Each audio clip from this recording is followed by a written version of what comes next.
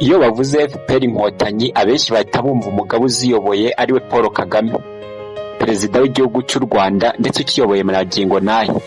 Umuperezida utarigeze uyoborana igitugu, kwikunda ndetse no kwikubira, ahubwo umuperezida washatse inyungu y'umuturage aho ava akagera, ndetse washatse kwishyira mu mwanya w'umuturage, ndetse yewe agashaka no kubaho nk'umuturage.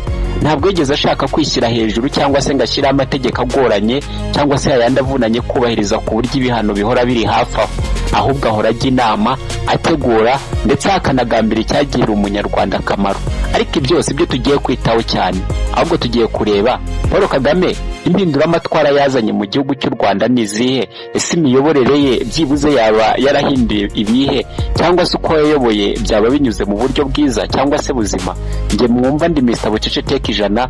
Iki ni ikiganiro muzajya mubona buri wa gatatu, aho muzajya mubona inkuru nshyashya ku bayobozi bagize u Rwanda. Uyu munsi twahere kuri Perezida Paul Kagame nk'umukuru w'igihugu cy'u Rwanda. Perezida Paul Kagame yatangiye kuyobora u Rwanda mu gihe iterabwoba ndetse no gutotezwa kw'abanyarwanda bamwe na bamwe bari bamaze gukorerwa itsembatsembwa 94. Perezida Paul Kagame niwe wagize uruhare mu guhagarika jenoside yakorewe abatutsi mu Rwanda, ariko cyane cyane yarabarwaniriye ndetse yewe abagaragariza ko badakwiriye kubaho bigunze, ikindi kandi ngo babeho ubuzima bwo kwiheba. Perezida Paul Kagame yakoze igishoboka cyose kugira ngo umunyarwanda hava akagera amenye agaciro mu gihugu cye kandi amenye yuko igihugu ari iki. Perezida Paul Kagame ntabwo yaje kuyobora igihugu cy'u Rwanda nk'umuyobozi w'umunyamahanga wari uje gushaka impinduramatwara ze bwite yikubira ku giti cye, ahubwo Perezida Paul Kagame yashatse kubaho nk'umuturage bwite mu buzima umuturage abayeho, kugira ngo ye ndetse amwereke inzira y'uburyo agomba kugendana nawe.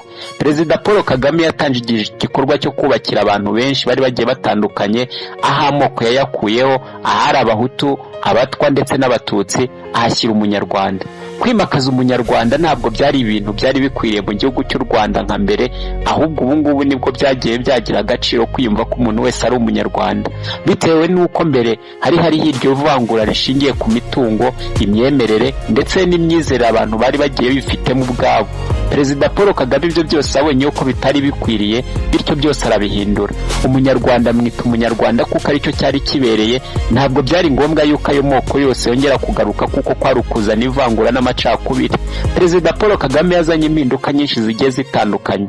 Mwibuke gacaca ni ikintu cyazanye ubwiyunge kuri bamwe ndetse ahandi abandi barahanwa, ariko nanone ntabwo yazanye kwihorera, gushaka kongera kuvangura agaragaza ko abahemukiye abandi badakwiriye kuba mu bandi bagomba kuba ibicibwa. Perezida Paul Kagame yazanye